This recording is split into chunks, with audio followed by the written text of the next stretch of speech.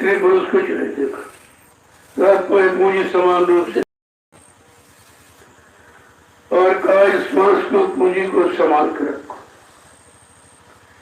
ये ऐसी पूंजी है न कोई कहीं दे सकता न किसी के पास। झुक जा रहा नीचे। इसलिए उन्होंने इस पूंजी को खर्च करने का विधान बताया कि बैठने में 12% खर्च हुए, चलने फिरने में, सोने में 30% और मैथुन में, संभोग में ये 34% खर्च होते। इसलिए संत महापुरुषों ने घर गृहस्थी में तो रहने का आदेश दिया, कहा परिवार में रहो, बाल बच्चों के साथ रहो, परिवार के पालन पोषण के लिए खेती करो, दुकान करो, दफ्तर करो, बिजनेस व्यापार मजदूरी करो, ये सब आपको अधिकार है, लेकिन सच्चाई ईमानदारी मेहनत से करो, ताकि किसी का कोई कर्म कर्जा नहीं छोड़ पाए। ये कर्म कर्जे की जानकारी न होने के कारण जीवों ने सब झंझट बांध रखा। उनको ये मालूम नहीं कि कर्म कर्जा कैसे करता है। कर्म कर्जा किसे कहते हैं? जो शरीर इंद्रियों से अच्छा बुरा, पाप पुण्य शुभ अशुभ जो भी करोगे, ये सब कर्म कर्जा ही है। और इसकी अदायगी के लिए उसने 4,84 लाख योनियां शरीर बना दिए। जब जैसे कर्म करोगे तब तैसी योनि पशुओं में, पक्षियों में, जंगली जानवरों में, कीड़े मकोड़ों में आपको जन्म दे दिया जाएगा, और वही वो कर्जा वसूल करता रहता। कभी कभी अवसर चंद मौके के रूप में ये मनुष्य मंदिर भी दे देता आपको कि चलो बहुत दिन हो गए भोगम भोगते भोगते, चलो एक बार इसको अवसर मौका दे दिया जाए मनुष्य मंदिर का। क्योंकि मनुष्य मंदिर में जब जीवात्मा आएगी तब उसको परमात्मा से मिलने का अधिकार और किसी शरीर में नहीं है। जीवात्मा तो सब शरीरों में है, पशुओं में, पक्षियों में, कीड़े मकोड़े सब में, लेकिन उन शरीरों में जीवात्मा को कोई अधिकार नहीं है कि वो परमात्मा से मिल सके। क्योंकि कोई शरीर एक तत्व का, कोई 2 तत्व का, कोई 3 तत्व का, कोई 4 तत्व का, और यह मनुष्य शरीर 5 तत्वों से भरपूर है। जल, पृथ्वी, अग्नि, वायु, आकाश, क्षितिजल, पावक, गगन, समीरा, पंच तत्व रचित शरीर। जल, पृथ्वी, अग्नि, वायु, आकाश, इन 5 मसालों को मिलाकर विचित्र कारीगरी से परमात्मा ने इस मनुष्य मंदिर को अपने हाथ से तैयार किया, और इसी मनुष्य मंदिर में अपनी चेतन मूर्ति जीवात्मा को बैठा दिया। जीवात्मा के कारण ये शरीर चलता फिरता, उठता बैठता, बोलता चलता, खाता पीता नजर आता। अगर परमात्मा अपनी यानी जीवन शक्ति जीवात्मा को अगर निकाल ले तो शरीर मुर्दा हो जाएगा। अरे शरीर मुर्दा ही है, जड़ ही है, लेकिन चेतन जीवात्मा के कारण ये चेतन हो जाता। जीवात्मा जड़ करे चेतन, जड़ शरीर को भी चेतन के रूप का रूप दे देती है। यही जीवात्मा सबके शरीरों में है, और ये परमात्मा का अंश है। परमात्मा ने अंश रूप में हम सबके अंदर अपने को बैठा दिया, सूक्ष्म रूप में, जीवात्मा के रूप में। सबको परमात्मा मिला हुआ अधिकार से, लेकिन अंश रूप में मिला है। अब ये अंश अपनी अंशी को कैसे पाएगा, अपने अंशी के पास कैसे पहुंचेगा? तो कहते हैं जब कोई अंशी को जानने वाला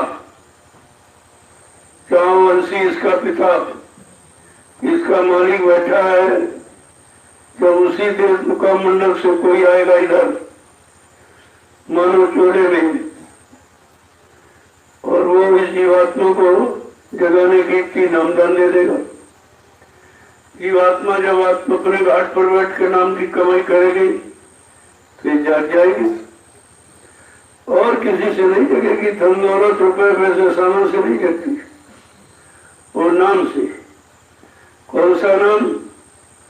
जिस नाम डोर सत्यलोक को पकड़कर सारी जीवात्माएं सत्यलोक मंडल से मृत्युलोक में उतारी गई थी, और नाम डोर और सब डोर काल ने छीन ली बैठा के से, और इसको नियत्र कर दिया, बेचारे उसको फंसा दिया। फिर जबकि सतपुरुष ने कहा, अरे जा तो रही उधर, सबसे नीचे काल माया का देश है, सबसे खराब। वहाँ पाप है, पुण्य है, वहाँ जन्म और मरण है, अच्छा और बुरा है, मतलब सारी गंदगी है वहाँ के मुख। तो ये नाम नोट सत्य को संभाल के रखना। कोई कितना बहकाए भरमावे, तुम नाम नोट को मत छूना। अगर तूने कहीं नाम नोट को छोड़ दिया तो काल माया अपने पाप पुण्य कर्मों की मिलानी रचना में तुम सब जीवात्माओं को फंसा देगा। फिर तुम वापिस घर कभी नहीं आ सकोगे। बड़ा समझा बुझा के भेजा, लेकिन जब जीवात्मा आई तो काल ने बहका दिया। अरे भाई क्या लेके आई? बड़े देर से आई है, कुछ लेके आई है। उस समय हमारे सबके पास सच्चाई, ईमानदारी, प्रेम, प्यार, मोहब्बत, सेवा, दया, सदाचार, परमात्मा की यादगार, तपस्या, त्याग, संयम, वैराग, अच्छा खानपान सब कुछ भरा पड़ा था। काल ने बड़ी होशियारी चालाकी के साथ अरे फेंक इस सामान को, मेरे देश में आई है, मेरा वाला सामान है। हम सब जीवात्माओं ने समझा कोई अच्छा सामान देगा, तो काल के पहले पर अपना अच्छा वाला तो हमने आपने गिरा दिया। जो गिरा दिया, हाथ खाली देखा, कहा तुम मेरा सामान लो। प्रेमियों, काल का सामान क्या है? कहा ये झूठ, ये छल कपट, ये बेईमानी, हिंसा, ये मारकाट, धोखाधड़ी, बेचार कुचार और अशुद्ध खानपान, ये है काल का सामान। काल ने अपना सामान दिया तो हमने आपने लिया। अब किसी का सामान ले लोगे तो कर्जा बन जाएगा। अब वो कह रहा कि भाई अब तो मैं यहाँ से जाऊंगा, मेरा कर्जा दे दीजिए। तो आप उस कर्म कर्जे को कैसे दे सकोगे? रुपए, पैसे, धन दौलत, सामान का तो कर्जा दे सकते, लेकिन जो कर्म कर्जा, कुंडलों शराब पी के पैसा बना दिया, मुर्गा मीट खा के लेटिन बना दिया, इनको मारा, काटा, सताया, अपमानित किया, और झूठ, छल कपट, बेईमानी, हिंसा, यह सब कुछ और अशुद्ध खान पान से इस मनुष्य मंदिर को खराब किया, ये है कर्म कर्जा। और ये आप अदा नहीं कर सकते। इसी कर्म कर्जे की अदायगी के लिए सदगुरु ध्यान आए कि चलो इसका जब तक कर्म कर्जा नहीं उतरेगा, कोई भी जीवात्मा काल माया के देव से जा नहीं सकते, वो जाने नहीं देगा। उसका फंसाने का तो यही कर्मों का जाल ही है। इसी कर्मों के जाल में सबको फंसा लिया उसे। अब समझ में किसी के आया नहीं। जो भी अन्य युगों में आए, ऋषि मुनि, योगी, महर्ष और तारी शक्तियां, ज्ञानी विज्ञानी, वो भी सब काल माया के अधीन रहे, और इन्हीं कर्मों के जाल में वो भी फंसे रहे कि राज और पाठ और धन और दौलत, मान और सम्मान ये सब दिलाया उसे।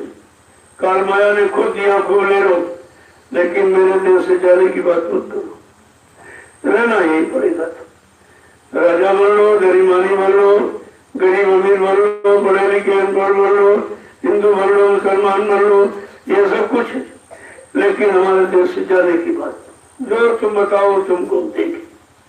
तुम्हारे मन की मनोती इच्छा पूरी होगी, सारे भोग तुमको दे देंगे, जितना तुम्हारा मन भोगना चाहे भोगे ये सब, लेकिन हमारे देश से जाने की बात।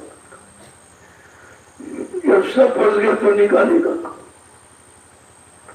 अन्य युगों में जितने आए समय से जब सारी जीवात्माएं फंस गई, ऋषियों मुनियों के शरीर में जो जीवात्मा वो भी फंस गई, तब सदगुरु दयाल ने लाग दया कोमल से संता, तब उनके हृदय में दया उठी। जीवात्मा बेचारी बेगुनाह निर्दोष है, फिर भी फंसी पड़ी है। कहा इसने साथी गलत बना दिया। देखो साथी का ये कितना बुरा असर। कहा इसने मन को साथी बनाया और इसका साथी है भोगों का रसिया, भोगों में फंसा पड़ा हुआ। और जब आई थी तब बीच के लोग तृप्ति धाम में जो मन का घर है, मुकाम है, वहां पर मन को साथी बनाया। कहा चलो हम तुम दोनों चलते हैं, नीचे देख के वापिस लौट आएंगे और तुमको साथ में मैं नहीं आऊंगा। ये है वचनबद्धता। अब ये वचनों में बनी पड़ी है, वादा किया उसने, वादा खिलाफ कर नहीं सकती। कहने का मतलब ये है साथ करो तो सोच विचार करो, अपने से अच्छा, अपने से योग, अपने से चरित्रवान, अपने से जानकार, अपने से साधना करने वाला ऐसे किसी साथी बनाओ तो थोड़ी तरक्की हो जाएगा। तुम अपने से भी नीचे वाले को साथी बनाते तो तुमको अपनी तरफ घसीट रहो, और ये नीचे जो भोगों के दरवाजे उन्हीं पर रखो कि चले जाएगा और फिर आप निकल नहीं पाओगे। ऐसे सारी जीवन पे फंस गई, वापिस घर नहीं पहुंची तब चिंता हुई मालिक को। वही अगर बेटा कहीं चला जाए वो 2-4 दिन ना है तो मतलब माँ बाप को चिंता हो जाती। कारण क्या हो गया? तो जब ये 3 युगों से वापिस नहीं पहुंचे, सब खुशी पड़ी, तब चिंता हो गई। निश्चित काल ने कोई चाल चली और कर्मों के जाल में मेरी सारी रूह जीवात्मा को बचा लिया, और मैंने जो हिदायत दिया कि तुम ना डर सतो मत छोड़ना, तो इसने छोड़ दिया। उसके मुकाबले में आ गई काल मानक, और काल मैया ने उसको बचा दिया। तो कहा चलो लेके आते हैं। और वो लेने के लिए आए। जब लेने के लिए आए तो कहा इनको पहचान तो मेरी है नहीं, ये कौन है, क्यों आए, कहाँ से आए, किस काम के लिए आए। तो उन्होंने अपना परिचय दिया। जीवात्मा जो तुम जहाँ की रहने वाली हो, मैं भी उसी देश का रहने वाला हूँ, उसी मंडल मुकाम से मैं भी आया हूँ जहाँ से तुम, और मैं तुमको लेने के लिए आया हूँ। क्योंकि 3 युग निकल गए, तुम यहाँ फंसी पड़ी हो, तुम्हारी कोई फरियाद न सुनने वाला है, न तुम्हारे इस कर्मों के जाल के कष्टों को काटने वाला। कहने का मतलब ये है कि जब फंस गई तब आए और परिचय दिया कि जीवात्मा को होशोवास नहीं रहा, ये सब हो चुकी। अपना घर, अपना मालिक, ये सब बुला दिया इसने, क्योंकि बहुत दिन फंसे हो गए। अब यही को अपना मानने लगे, यही सब कुछ, यही हमारा, यही हमारा। तभी तो अज्ञानता में आप फंस गए कि शरीर हमारा, पत्नी हमारी, पति हमारा, बच्चे हमारे, जमीन हमारी, मकान हमारी, दुकान हमारी, ये पैसा वो सब तुम्हारा कुछ नहीं। जब शरीर ही नहीं तो तुम्हारा है ही क्या? तुम्हारा सिर्फ तुम्हारी जीवात्मा, तुम्हारा कोई नहीं है। अब तुम्हारी जीवात्मा है तो तुम्हारी जीवात्मा को काल माया के फंसे कर्मों के जाल से निकालने के लिए आई और आवाज लगाई और वादा किया। दोनों बातें, परिचय भी दिया और वादा भी किया कि मेरा ये परिचय है कि मैं भी उसी सतलोक से आया और तुम भी वहीं से आई हो, और चलो मैं तुमको तुम्हारे घर पहुंचा दूं, मेरी बात मानो और मुझ पर विश्वास करो। और तुम नाम डोर शब्द डोर पकड़ के आई थी, तुम्हारा जरिया आधार तो वही है। जब तक कोई नाम जगाएगा नहीं और जगा के नाम शब्द पकड़ाएगा नहीं, तब तक कोई जीवात्मा जा नहीं सकता। जीवात्मा जगाए नाम से जगेगी, सुनाए नाम से नहीं जगेगी। जैसे अब वो नाम जगाया तो बाबा नहीं, तो सुना कोई ना, पैसे ले रहा, सुनाने वाले पैसे लूट ले। जैसे इसी नैमिषारण्य की तपोभूमि पर 88,000 ऋषियों की मंत्रणा से वेद व्यास ने श्रीमद् भागवत पुराण की रचना की थी। किसके लिए? कहा आगे कलयुग आ रहा, बड़ा खराब समय, बहुत खराब है। न धर्म होगा, न कर्म होगा, न मानवता इंसानियत होगी, न प्रेम प्यार मोहब्बत सेवा दया सदाचार, न परमात्मा की यादगार होगी, न उसके मन मस्तिष्क में माँ बहन बेटी की फर्क पहचान होगी। इतना खराब कर चुका है। तो कहा भाई कोई न कोई अच्छा रास्ता तो रखो उनके लिए। तभी ये कलयुग के जीवों को शुद्ध सही मार्ग की प्रेरणा देने के लिए वेद व्यास ने श्रीमद् भागवत पुराण की रचना की।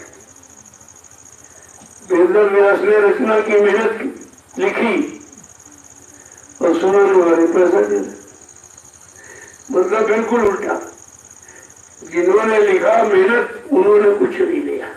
क्यों? उनका उद्देश्य था ज्ञानार्जन का, कि सबको शुद्ध सही ज्ञान करा दिया जाए, इनका भूल भ्रम खत्म हो जाए और कोई इनको फांस न पाए, स्वार्थ लोभ लालच। तो उन्होंने इसने लिखा। जिसने लिखा उसने ज्ञानार्जन के उद्देश्य से, और ये सुनाने बचने वाले ये धनोपार्जन बिल्कुल का और ये समुद्र काम करने का, जिसमें 80,000 उपासना कांड थे और मात्र 16,000 कर्म कांड और 4,000 मात्र ज्ञान कांड के श्लोक, सिर्फ 4,000। और वो 4,000 तुमको बताता नहीं है। वो 80,000 में सफल 80,000 सब बदले, इसकी पूजा उसकी पूजा, ये देवता वो देवी, और देखा होगा कुछ नहीं। देवी किसी को मिले नहीं, देवता मिले नहीं, क्योंकि देवी देवता यहाँ है नहीं, तो मृत्यु लोक है। देवी देवता देवलोक, इस लोक के ऊपर, ये काल मृत्यु लोक के ऊपर है। और शरीर जाएगा नहीं, जला दिया जाए, फेंक दिया जाए। जो शरीर से रात दिन तो पूजा पाठ, तीर्थ तो रमन, जब तुम गंगा स्नान सब तमाम करते हो, वो शरीर जाएगा नहीं। ये तुम्हारे काम पूजा पूजा आनी नहीं है। जाएगी उधर जीवात्मा, और जीवात्मा जाएगी भजन से, पूजा से जाएगी नहीं। दाम लेके जाएगी नहीं, जो शरीर तुम्हारे रात दिन झूठ चलवानी करके, और उधर जाएगी नाम की कमाई। जो जीवात्मा नाम की कमाई करेगी, कमाई साथ उसके जाएगी। इसी रात को समस्या कर सचेत किया गया कि चलो 8 घंटा दाम की कमाई करो, जिसमें शरीर की रक्षा, बाल बच्चों का पालन पोषण हो जाए। लेकिन वह घंटा समय निकाल कर 1-1 घंटा सुबह शाम इसी मनुष्य मंदिर में आत्मा के घाट पर बैठ के भगवान के नाम की कमाई करो। जो सच्चा नाम बताते सत महापुरुष, वो सच्चा नाम प्रभु प्राप्ति का है। उस नाम की कमाई आत्मा से करो। दाम की कमाई इंद्रियों से, शरीर से, मन बुद्धि चित्त लगा के करते हो, और नाम की कमाई आत्मा से करो। तो ये दाम की कमाई तो यही रह जाएगी जो 8 घंटे करते हो, और 1 घंटे वाला तुम्हारे साथ जाएगा। अब आपको सोचना चाहिए कि जब 8 घंटे हम करें उस साथ नहीं जाएगी, और 1 घंटे वाला साथ जाए तो 1 घंटे वाला क्यों नहीं करे? हम ही झगड़े में क्यों पड़े? हाँ, उतना कर लो जिससे शाम को रोटी मिल जाए और तन रखने के लिए कमा और रहने की एक झोपड़ी हुई, बहुत इतना बहुत है। क्योंकि निर्वाह करना है। तुम हो मुसाफिर, मतलब तो निर्वाह करो और ये घर छोड़ के अपने घर की छोड़ के। लेकिन जब बात समझ में आए तो यहाँ से 3 युगों से तो यही बरमाया भटकाया सुनाया गया कि तुम्हारा शरीर के लिए तुम रात दिन ये करो वो करो, न पूरा वो झूठ बोलो, छल कपट, बेईमानी करो, मार काट, हिंसा, सब ये सब बताया कि धन पैदा करो। ये नहीं बताया कि धन केवल सदप्रयोग के लिए है। पहले धन की जरूरत नहीं थी। जो पुराने लोग बैठे होंगे आज के 70-80 वर्ष पहले वस्तु विनिमय था। तुमने चावल में दिया क्या तो दूसरे ने गेहूं पर जाके बदल दिया, मतलब उसने सब्जी निकाली तुमने गुड़ पर जाके बदल दिया। तो बड़ा सुखमय जीवन था जब वस्तु विनिमय आदान प्रदान आपस में करते थे तो प्रेम था एक दूसरे की कि वे हमारा सामान ये ले लेंगे, इनका हम ले लेंगे, हमारी वर्तमानी जरूरत ये पूरी कर देंगे, इनकी जरूरत पूरी कर देंगे। बड़ा सुखमय जीवन था और पारस्परिक प्रेम प्यार मोहब्बत था क्योंकि एक दूसरे के काम आते थे। आज वो सब खत्म हो गया, केवल एक आधार रह गया पैसा। पैसा एक आधार, उस पैसे ने इतना गरीब जिंदगी पैदा की। पैसे के लिए तन खराब, मन खराब, धन खराब, इंद्रियां खराब, देखना खराब, सुनना खराब, सोचना समझना करना कराना सब खराब हो गया क्योंकि ये कलयुग की माया है। जब सोना चांदी हीरे जवाहरात मोहर 80 रुपया गिनिया सिक्के चलते थे, जब वो सिक्के काम नहीं आए, ये कागज की मुद्रा पानी पड़ जाए, गिर जाए, हवा हो जाए, उड़ जाए, अग्नि हो जला के राख कर दे, इसकी क्या फायदा।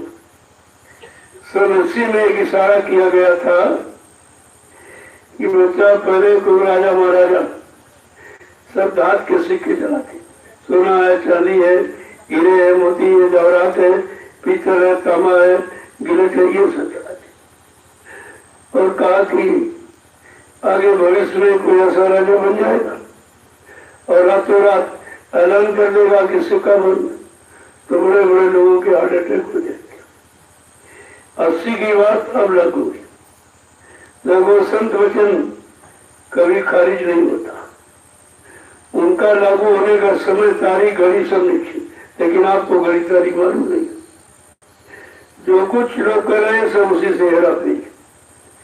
जो दूरदर्शी का घोषणा पत्र जो दिल्ली में रखा है तो उसी की नकल करते रहते, जैसे नकल की चीज कर्जा माफ हो जाएगा। अब तुमने नकल की वो महापुरुषों की चीज है, तुम तो त्रिकालदर्शी हो नहीं, तुमको भूत भविष्य वर्तमान का ज्ञान नहीं और तुमको ये भी नहीं मालूम कि किसका कर्जा किस देश में कितना घसीट के जमा कर, किसने भारत के गरीबों की, मजदूरों की, किसानों की, छोटे बड़े कर्मचारी, अधिकारी, दुकानदारों की जो संपत्ति लूट के वसूल कर मतलब विदेशी बैंकों में जमा कर दी, ये किसी को नहीं मालूम। जब तुम मानो नहीं तो किससे वसूल करोगे, किसके नाम रिपोर्ट करोगे, किसको कहोगे इसके पास काला धन है। तो नकल करते कि बाबा जी ने कहा और इनके पहले हम कर देंगे, हम इनके पहले आगे काम कर देंगे। अरे भाई महात्माओं की नकल मत करो, नहीं तो भारत की जनता तुम्हारी शक्ल बिगाड़ देगी क्योंकि तुम सिद्ध नहीं कर सकते। और जबकि बाबा जी ने खोल के कहा कि अगर नेपाल की बैंका जो हिंदुस्तान के जिम्मेदार लोगों ने गाड़ी कमाई देश की नेपाल के बैंक में जमा कर, अगर नेपाल की बैंक का पूरा पैसा निकाल लिया जाए तो किसानों की कर्जा सब कर्जा माफ हो जाए। ट्यूबवेल का हो, ट्रैक्टर का हो, जानवर का हो, खाद का हो, बीज का हो, दवा का हो, यंत्रों का हो, सब माफ हो जाएगा, केवल नेपाल की बात। और अमेरिका है, इटली है, जापान है, स्विट्जरलैंड है, मतलब मलेशिया की तो बात नहीं की जा रही, केवल एक देश की। और सबने कान में उंगली डाल दी, किसी नहीं सुना क्योंकि इन्हीं का चोरों का जमाने समझते बाबा जी पोल खोल देंगे। अरे तुम्हारी दुख खोल दी जाएगी, तुम जाओगे कहाँ बचेगा।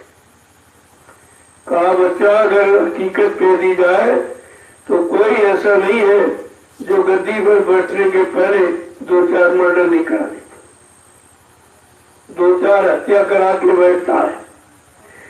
ऐसे हत्यारे को अगर किसी पद पर बैठा दोगे तो न्याय करेगा, अरे दया करेगा, न्याय करेगा तुमसे। ये सब बहुत पहले आपको सुनाया गया था। 80 में तो पूरी जानकारी, और नहीं सुना तो दूरदर्शी बना दी। कहते थे कि बाबा जी सुनाते हैं, करते करेंगे कैसे, तो आधार बता दी कि दूरदर्शी से होगा, ये दूरदर्शी से होगा। लेकिन इसकी तारीख, घड़ी और दिन सब निश्चित है। जब तक वो घड़ी नहीं आ रही, आप सबको मौका दे दिया गया कि अच्छा से अच्छा जो भी करना चाहो कर लो, और बुरा से बुरा जो भी करना कर लो। बात में मत कहना कि बाबा जी ने मौका नहीं दिया, सबको मौका दिया। अब वो दौर चल रहा है, जल्दी कर लो, जल्दी कर लो, जल्दी कर लो, जल्दी।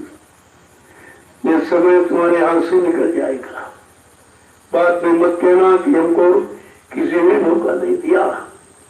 और 70 साल की आजादी में इनको सबको मौका दिया। क्या किया है? आजादी को बर्बादी में बदल दिया। एक तरह से नहीं, नैतिक चरित्रिक पतन सबसे बड़ी चीज, जो सबसे बड़ी मानव इंसान की धरोहर है, नैतिक चरित्रता, ये मोड़ भी नहीं मिलेगी, मतलब ये भी चलेगी। और दूसरा जो विरासत के रूप में पूर्वजों की तुम्हारे पास थी, सच्चाई, ईमानदारी, वो भी छीन लिया।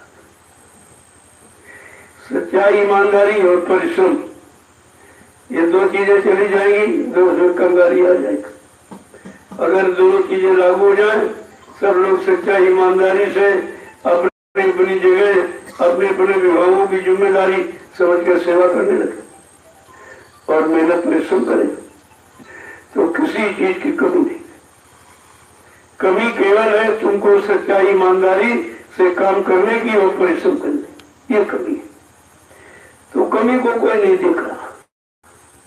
हम ये कर देंगे, ये व्यवस्था, ये योजना, वो विकास, ये विकास करेंगे, कुछ भी नहीं। विकास का तो नामो निशान नहीं है, और विनाश बढ़ता चला जा रहा। न्याय का विनाश, सुरक्षा का विनाश, रोजगार देने का विनाश, एक चीज का मगर गिनाने लगूं तो सवेरा से नक्शा सामने खड़ा हो।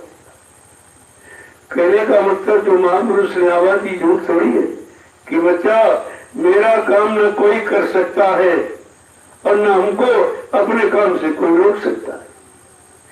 दोनों तरफ कि कोई हिंदुस्तान सारे विश्व में कर ही नहीं सकता, और जो मैं कर रहा हूं उसे कोई रोक नहीं सकता। तो कितना बड़ा चैलेंज है। और खुला अगर तुम कर सकते तो खुद को दिखा दो और बाबा जी को पीछे कर दो कि झूठ बोल के, झूठ इनका नहीं बात।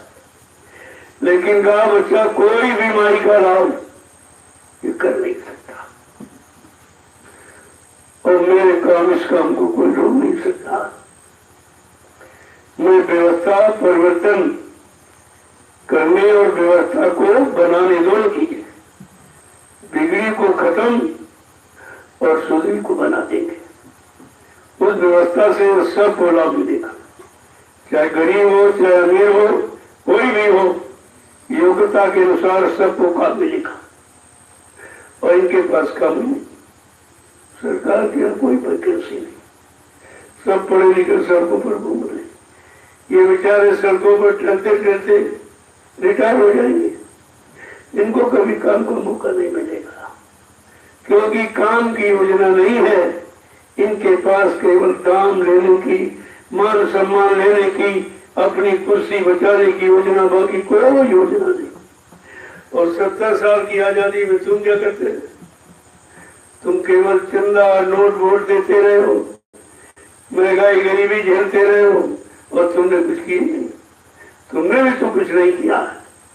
जब बाबा जी ने दूरदर्शी 24 मार्च 1980 को अहमदाबाद में रात को 12:30 बजे जब उसका बच्चा दूरदर्शी को जन्म दे दिया, दूरदर्शी बच्चा पैदा हो गया और धीरे धीरे बड़ा हो रहा है।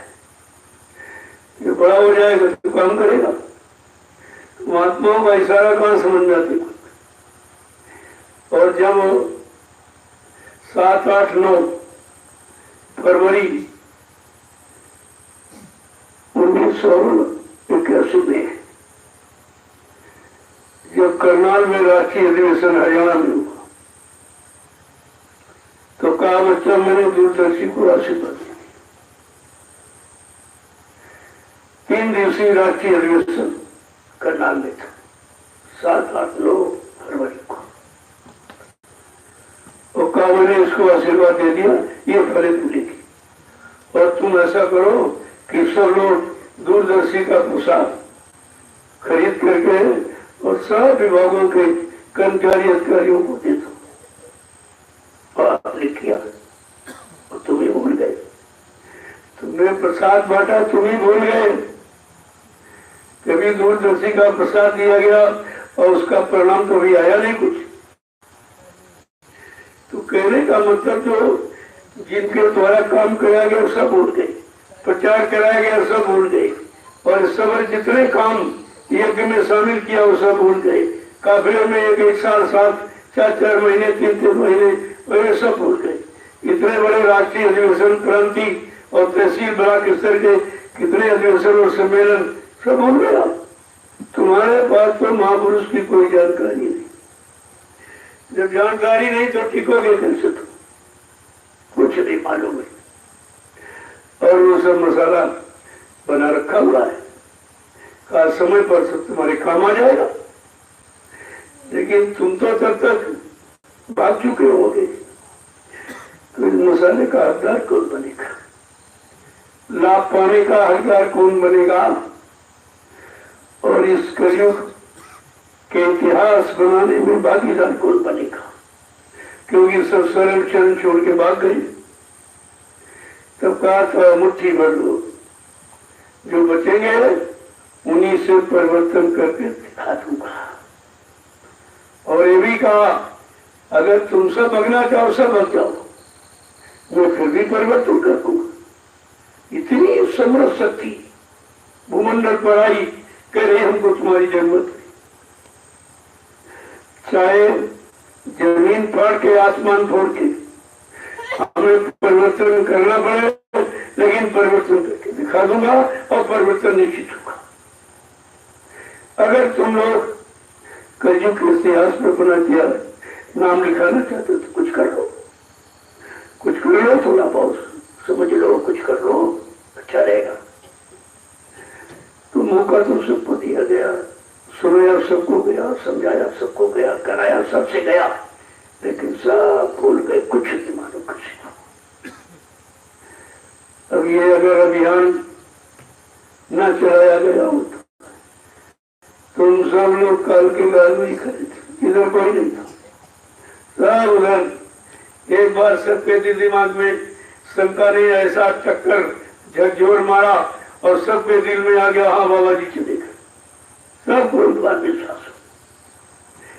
लेकिन संत अपना बीज कभी नष्ट नहीं होने देते। संत बीज बिनसे नहीं, आए पड़े जो झोल और कंचन निर्विष्टा गिरे घटेरता कुमोल। जैसे सोना अगर नाली में डाल दो और धो के लिए आपकी कीमत कम हो जाए, ऐसे संत बीज नीच के उपजे तो संत का संत।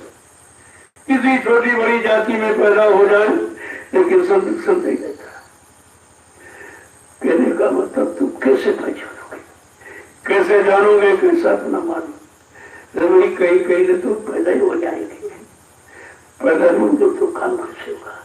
जब पैदा होंगे कोई गांव, कोई जिला, कोई कहनी मतलब जाति, कोई परिवार, कोई माँ बाप जरूर होते। क्योंकि अगर ऐसा नहीं तो तुम फिर इतिहास कैसे जानोगे? लेकिन उनका इस परिवार से जात से कोई संबंध नहीं होता। ये जात परिवार से बहुत ऊपर उठ जाते हैं। संपूर्ण मानव जाति को जो सही रास्ता दिखाने लगते हैं, जात से बहुत ऊपर उठ जाते हैं।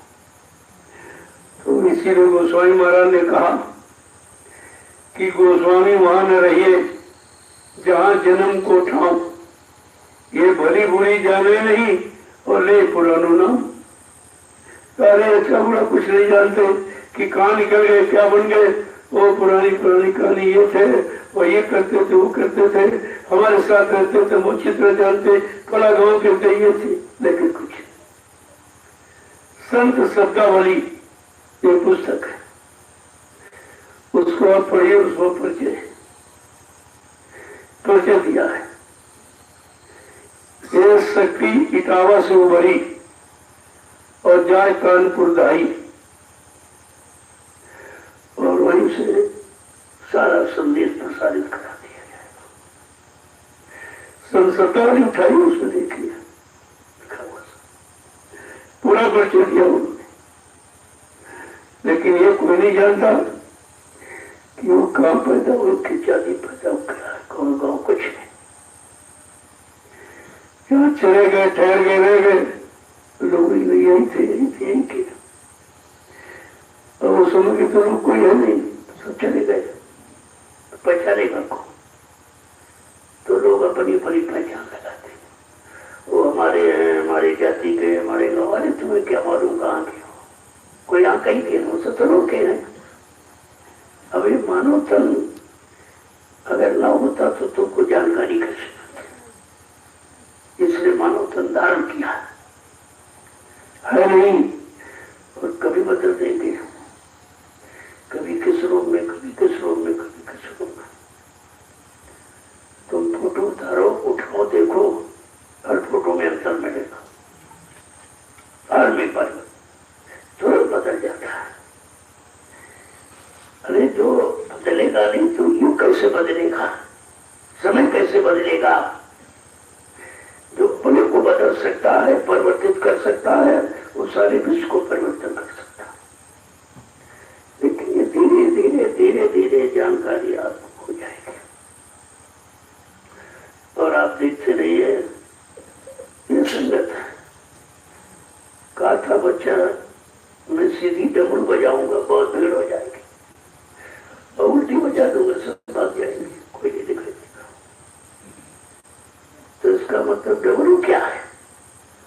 समय की आवाज है। समय की आवाज को जिसने सुना तो चला आया, और उस समय तक टिकेगा जब तक उस समय आ नहीं जाएगा कि मैं देखूंगा इनकी आवाज सही है कि झूठ है, वो तो टिका है। और बाकी आए और जरा सा इधर कुछ उधर चले गए। उन्होंने आवाज को पकड़ के नहीं रखा। अगर आवाज को पकड़ के रखते तो कोई शंका संदेह बोल होने वाला नहीं। कौवा कोयल एक डाल पर बैठे हो, आप पहचान नहीं सकते, एक ही रंग एक ही शकल, लेकिन जैसे आवाज निकली फर्श पता चलता है कौवा कोयल। पहचान केवल आवाज की और किसी की नहीं है। आवाज कोई बना नहीं सकता, आवाज कोई नहीं बना सकता, और तुम्हारा काम आवाज ही करेगी। तो आवाज सुनोगे, ये आवाज उस आवाज से मिलाएगी, ऊपर से आ रही, जो धरधाम से आवाज आ रही है, उस आवाज से ये आवाज मिलाएगी। जब इस आवाज को पकड़ोगे, ना तुम इस आवाज को समझते हो ना उसको समझते हो, तो बीच में लटके रहते हो। तो सत्संग कोई भाषण स्पीच प्रचुर नहीं होता है। ये आवाज उस आवाज की तरफ तुमको ले जाने के लिए, उस आवाज को पकड़ाने के लिए इस आवाज का तुम्हें सहारा दिया जाता है। लेकिन जब आप भूल जाओगे तो तुम्हारी सुन में कुछ नहीं आएगा। इसीलिए बार बार रोज रोज सुनो। धीरे धीरे धीरे धीरे धीरे धीरे धीरे जो अभ्यास हो जाएगा, ये आवाज अपने आप तुम्हारे अंदर गुंजार करने लगेगी। यही आवाज उधर की तरफ तुम्हें मुखातिब कर देगी। लेकिन तुम कहते हो नहीं, पुराना सत्संग वही रोज सुनाते, वही रोज, जब रोज सुनाते तब तो तुमको याद नहीं हो पाया। जब रोज सुनाया तब तो याद नहीं है, और रोज पाठ बदल दिया जाए तुम्हारे पास कुछ नहीं, आगे पाठ और पीछे सपाट, जो सुनते हो खत्म हो जाता, मिल जाते हैं आप। तो इसीलिए सत्संग कभी, और सत्संग तो दो ही शब्द है, दो, ये शरीर किराए का मकान है और तुम्हारे साथ जाने वाला कुछ नहीं है। शरीर के रहते अपना काम बना लो, ये तुम्हारा काम, बस केवल इतना तो सत्संग है। अब इसको समझाने के लिए, बताने के लिए तुम्हारे अंदर समझ कैसे आएगी, कितने उदाहरण, कितने दृष्टांत और कितने कहानी किससे सब जोड़े कैसे, किसी तरह तुम्हारे अंदर वो चीज बैठ जाए तब आपके तरह चिंता की जाती है।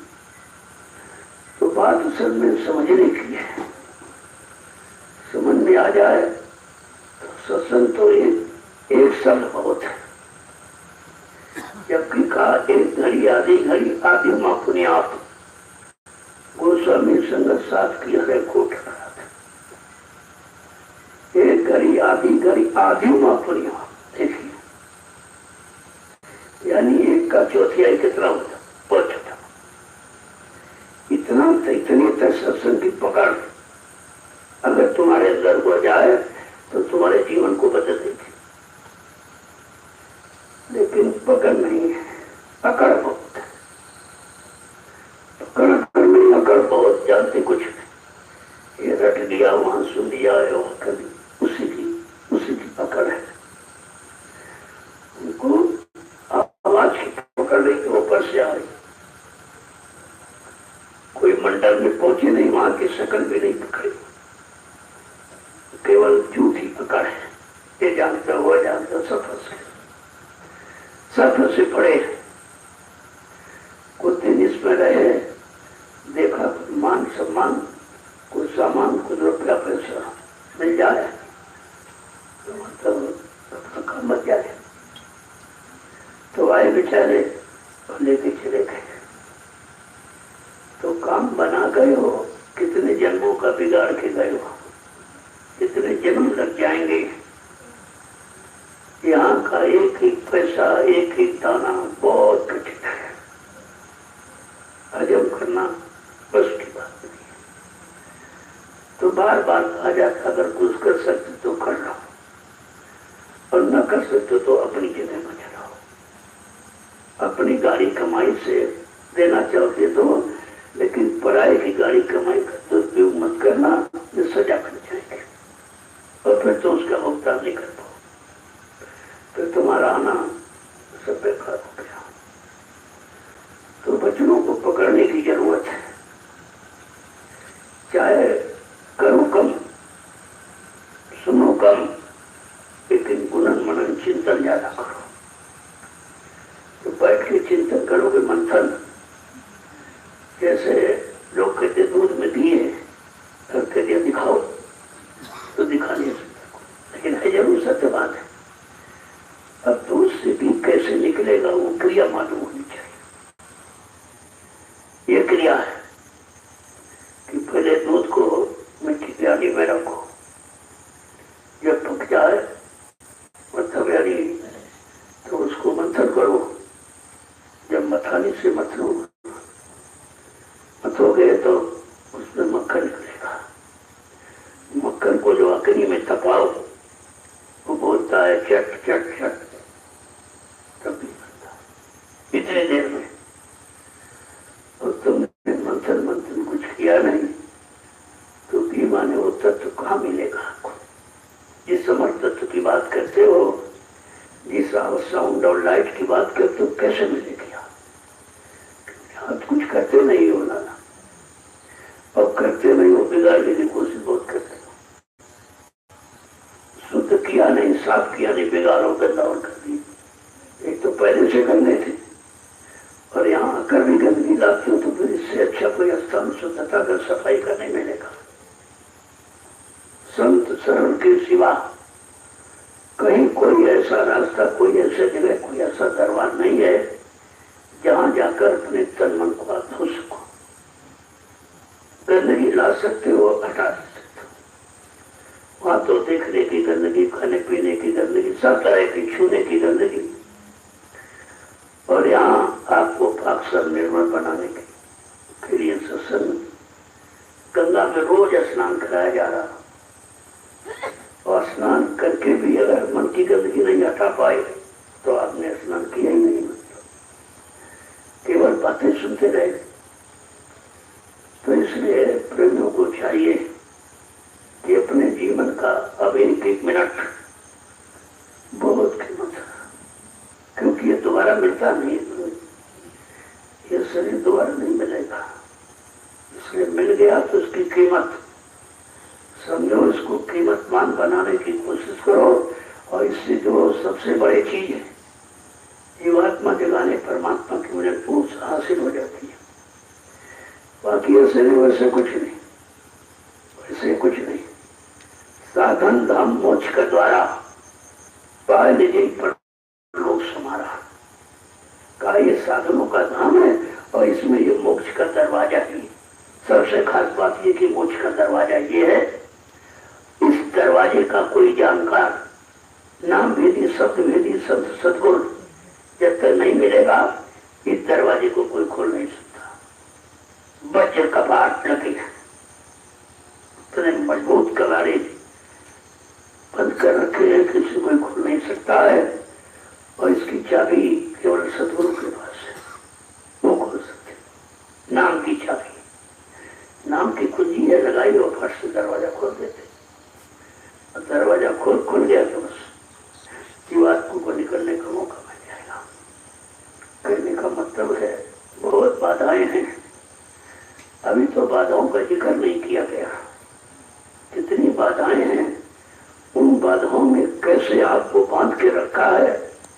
काल माया ने इतनी मजबूत रस्सियां बांधी हैं और ऐसे खोटे गाड़े हैं गहराई में कि आप निकल सकते। बंधे तुम गाड़े बंधनार, पहला बंधन देह का, दूसरा त्रिया जान, चौथा पुत्र प्रथम नाथीमान। ये बंधन है, ये बंधन है। और काम को लोग ये रस्सी है बांध दिया आपको तो और बांध करके रखा है। और कोई बंधन मुक्त कराने वाला कोई आ जाए तो बंधनों से मुक्त हो सकते। तो कहा कि सतनाम साहब बंदी छोड़, गुरु बंदी छोड़। गुरु तो बहुत आए, राजपाट धन दौलत मान सम्मान दिलाने वाले आए, लेकिन बंधन मुक्त कराने वाले नहीं है। कहा जब तक बंधन छोड़ गुरु नहीं मिलेगा तब तक तुम काल माया के बंधनों से जीवात्मा को मुक्त नहीं करा सकते। एक महात्मा जी थे, अपने दो शिष्यों को लेकर निकले, चलो इसको इनको गुरु की पहचान और नाम की पहचान कराऊं। चले जा रहे थे, रास्ते में तो जेठ का महीना था, बहुत तेज धूप थी। एक पेड़ के नीचे बैठ गए तो शिष्यों ने कहा गुरु जी भूख बहुत तेज है। कहा जाओ बच्चा गांव से रोटी मांग के ले आओ। कह रहे ऐसे रोटी कौन दे देगा। कहा अच्छा अच्छा, जाना दरवाजे पर आवाज लगाना, गुरु हमारे बंदी छोड़, सत्यनाम साहब बंदी छोड़। देखो बता दिया, इशारा सब कर दिया।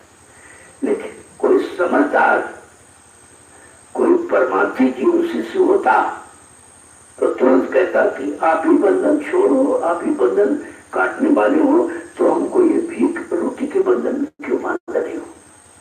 लेकिन वो स्वार्थी लोग ही लालची चेले थे। कहा ठीक ठीक ठीक, और जाकर आवाज लगाने दो, लोग रोटी दे देते थे। लेकिन गुरु जी पूछते रोज थे, अरे भाई कोई मिला? कहते हुजूर कोई नहीं मिला। एक दिन का वाकया है, उन्होंने आवाज लगाई दरवाजे, तो एक पिंजरे में तोता बनता हो दरवाजे पर टंगा था पिंजरा।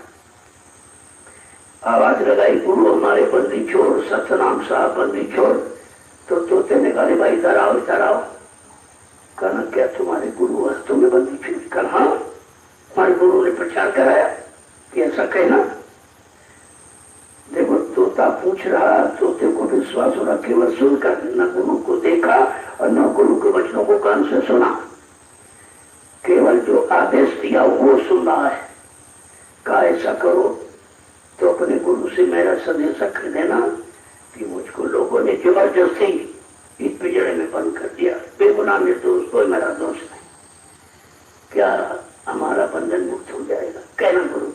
कहा ठीक ठीक कह देंगे। फिर भी ध्यान नहीं दिया कि देखो तोते को सुनकर विश्वास हो गया और इनको कहा तुम पर विश्वास नहीं हो। गए सब। तो मतलब फिर गए तो फिर गुरु ने पूछा कि भाई को मिला? कहा ये शांत तो कोई नहीं मिला, एक तोता पिंजरे में बंद था। उसने कहा भाई जब मैंने आवाज लगाई तो कहा गुरु तुम्हारी बंदी छोड़ है। मैंने कहा कल अपने गुरु से मेरा संदेशा कह देना कि हमको लोगों ने जबरदस्ती पिंजरे में बंद कर दिया, क्या मेरा बंधन कट सकता है कोई युक्ति? तो जैसे चेलों ने सुना है फट से गुरु जी जमीन पर धड़ाम से गिर गए और हाथ पैरों को फैला दिया। अब चेले सारा नहीं समझ पाए, वो समझते गुरु जी बीमार हो गए, कोई गस मूर्छा आ गई।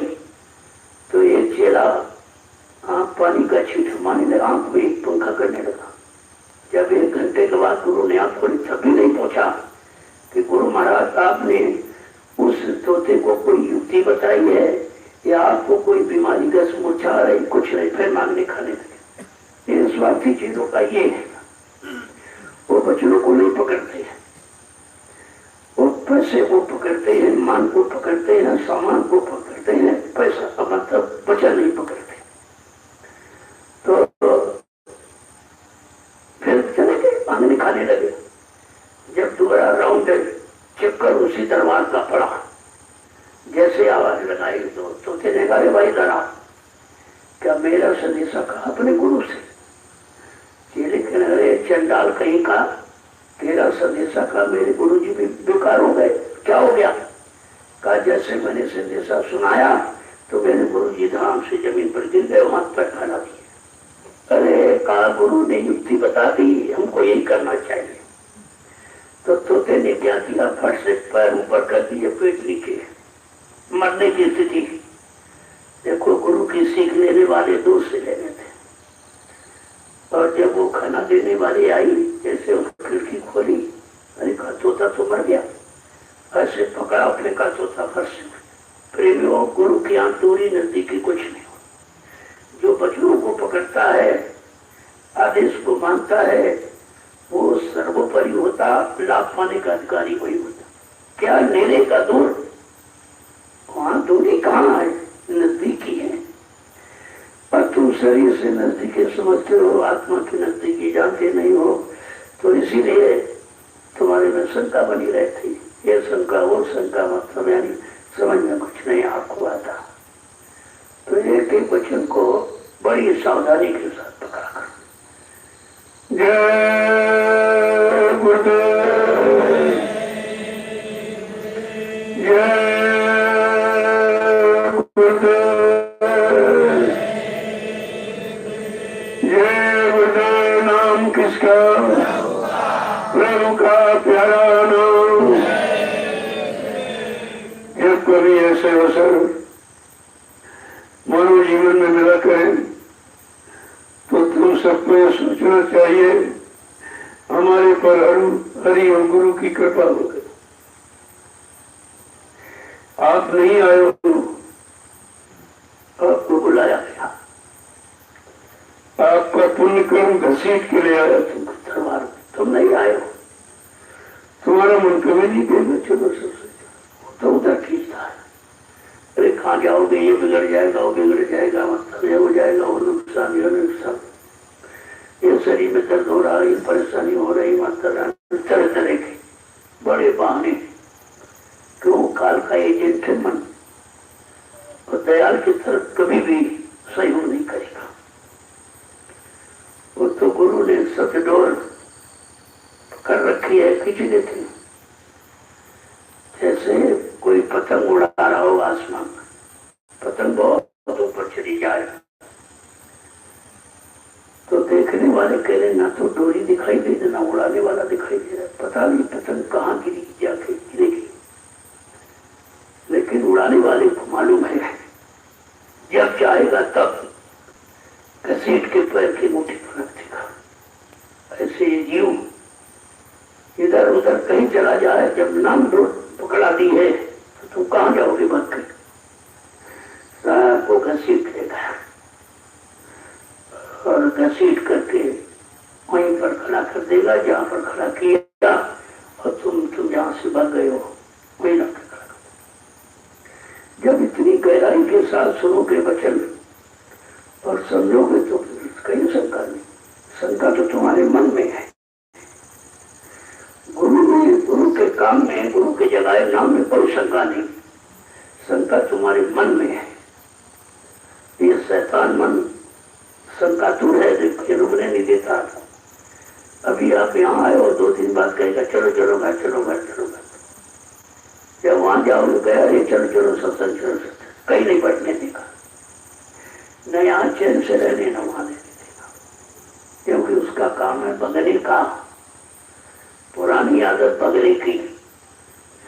जैसे कौवा इधर चोट मारा उधर चोट मारा उधर, फल भी मारता बिस्टा गंदगी में भी चोट मारता है।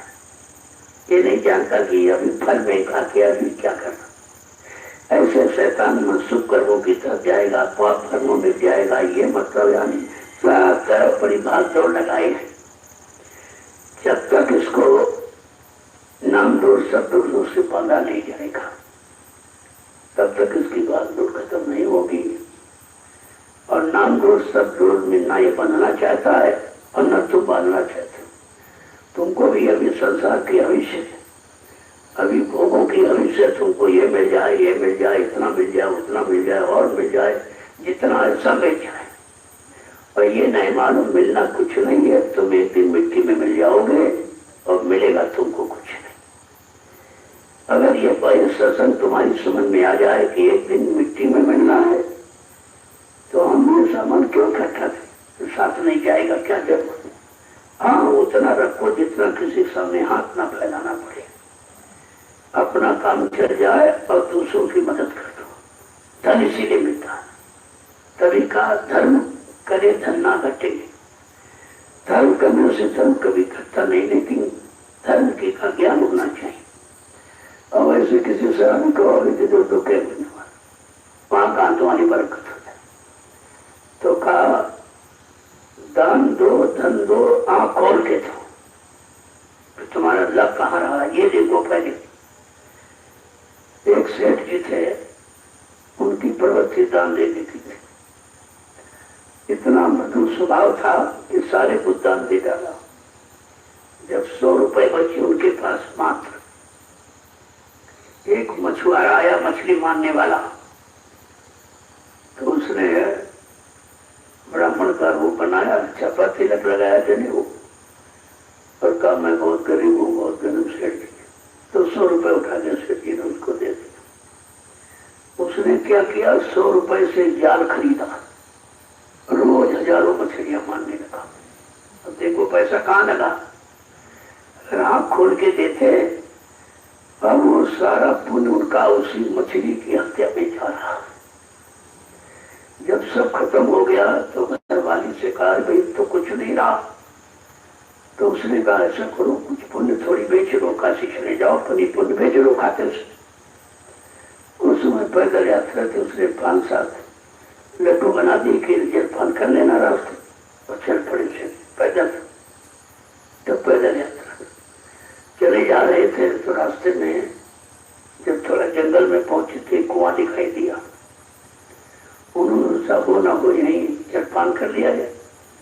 तो जोरे से लोटा डोर निकाला और कुएं से पानी खींचकर ऐसे हाथ पर धो के बैठे, और पोटली खोली जैसे कुतिया आ गई 5 बच्चों के साथ। और सेठ जी ने देखा नहीं हमसे ज्यादा इसको जरूरत है, इसके 5 बच्चे भूखे हो न हो, ये अन्य सब इसी को खिला दे। अब स्वभाव था दान का, तो उन्होंने सब उसको खिला दिया और भूखे चल पड़े बेचारे। जब दरबार में पहुंचे खर्ची में तो मुनीम से कहा अरे भाई जरा मेरा खाता देखो। तो मुनीम ने ध्यान नहीं दिया। थोड़ी देर के बाद कहे भाई मेरा खाता देखो धर्म का। मुनीम ने कहा तुम्हारा कोई खाता नहीं। अब सेठ जी के पैर से जमीन खिसक गई, सारी सल्तनत दान में दे डाली। कहा तुम्हारा खाता नहीं खुला। अरे कहा जरा ढंग से देखो, मैंने सारी धन 100 दौलत सब दान में दिया, तुम कहे तुम्हारा कोई खाता नहीं। कहा हाँ दिया है, लेकिन आंख बंद करके दिया। लेकिन क्या मतलब? कहा जब तुम्हारे पास 100 रुपए देने को बचे थे, एक मछुआरा आया मछली मारने वाला, और उसको मांगने पर तुमने 100 रुपए दे दिए और तुम्हारे 100 रुपए से वो एक जाल खरीदा और तुम्हारे 100 रुपए से हजारों मछलियों की रोज हत्या हो रही है, लिहाजा तुम्हारा पुण्य सब हत्या में कट गया। हाँ, अभी रास्ते में आए हो, जो 5-6 जीवों को अन्न का दान कर किया तो वो तुम्हारा खाता चाहो तो बना ले लो, कारण खाता नहीं खाली करो। कहने का मतलब है प्रेमी और दान आंख खोल के देना चाहिए। अभी नहीं लोगों को समझ आएगी। जहाँ जाते पत्थर देखा वहां डाल दिया, मूर्ति देखी वहां डाल दिया, कागज कैलेंडर वहां डाल दिया, कोई पानी भरा उसमें डाल दिया, कोई पेड़ भरा वहां डाल दिया। अब इनको यही नहीं मालूम है कि दान का मतलब क्या। दान देने से लाभ नहीं है, दान जिसको दे रहे वो लगाने वाला कैसा है। अगर सही सच्चे रास्ते में लगाएगा तो आपको लाभ मिलेगा, अगर बुरे काम में लगा देगा तो बुरे काम के आप भागीदार बनोगे। इसीलिए कलयुग में पिछले के सारे साधन कलयुग में किए अमान सब खत्म कर दिए। कलयुग योग यज्ञ नहीं दाना, एक आधार नाम गुणगाना। कहा कलयुग में योग है, जप है, पूजा है, पाठ है, तीरथ कर्म कुछ नहीं। क्यों? कलयुग का जीव तन से गंदा, मन से गंदा, इंद्रियों से, धन से, आंख कान सब गंदे हो गए और गंदे में कोई पूजा स्वीकार नहीं होती। तो संतों ने दया किया। गोस्वामी महाराज ब्राह्मण परिवार में एक ही आया, संत केवल ब्राह्मणों में, सब छोटी छोटी जातियों में। तो उन्होंने भी खोल करके कहा यही कलिकाल साधन दूजा, मन कम वचन गुरु पद पूजा। का इस कलयुग में कोई दूसरा साधन तुम्हारे लाभ परमार्थी लाभ पाने के लिए नहीं है। मनसा वाचा कर्मणा, गुरु के आदेश हुक्म का पालन करो, ये पूजा है। पूजा मतलब कोई चंदन बंधन, कोई छापा तिलक जनों को फल चढ़ाना, फूल पत्र नहीं है। पूजा माने तुम्हारे अंदर पुण्य के भाव जगे। पूजा पुण्य जा, पुण्य के जा मानी पैदा हो, उसको पूजा कहते हैं। और पुण्य के भाव जब तुम्हारे अंदर पैदा हो, और पुण्य किससे होता है? पुण्य आत्मा, पुण्य केवल आत्मा से होती है, बाकी के शरीर के किसी अंग से पुण्य नहीं होता। इसलिए वो पुण्य आत्मा, जब कोई पुण्य आत्मा आएगी पवित्र पाल, तो तुम्हारी आत्मा को पुण्य आत्मा बना देगी और तुम्हारा धन और तन और मन सब लेकर परमात्मा में लगा देगी। तो तुमको पूजा का, दान का, सेवा का लाभ तो मिलेगा, ऐसे कुछ मिलने वाला नहीं। तो कहा कलयुग का जीव इतना गंदा खराब केवल एक काम कर सकता है, कलयुग केवल नाम आधारा और सुने सुने न रोता है पारा। केवल नाम का आधार मिल जाए तो आधार देने वाला तो होना चाहिए। अब लिखा कलयुग केवल नाम आधारा और पढ़ा के सीताराम राधे बात तो कलयुग के पढ़ रहे हो और नाम त्रेता तो पढ़ कर ले रहे।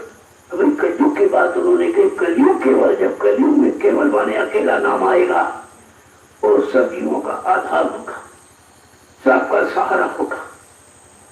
केवल माने अकेला नाम, जितने नाम आए यहाँ अकेले कोई नहीं आए। ब्रह्मा, सावित्री, विष्णु, लक्ष्मी, शंकर, पार्वती, राम, सीता, कृष्ण, राधा और देवी देवता, अकेले नाम नहीं, सब सहायक शक्तियों के द्वारा आए। काल के कलयुग में अकेला नाम आएगा, गुरु अकेला नाम है, वो उसको किसी सहायक शक्ति की जरूरत नहीं है, वो सर्व समर्थ समर्थ महापुरुष किसी के सहारे नहीं आता, न कोई सहारा दे सकता है और ना वो सहारा किसी से देते हैं, वो अपने में पूर्ण सक्षम होते हैं।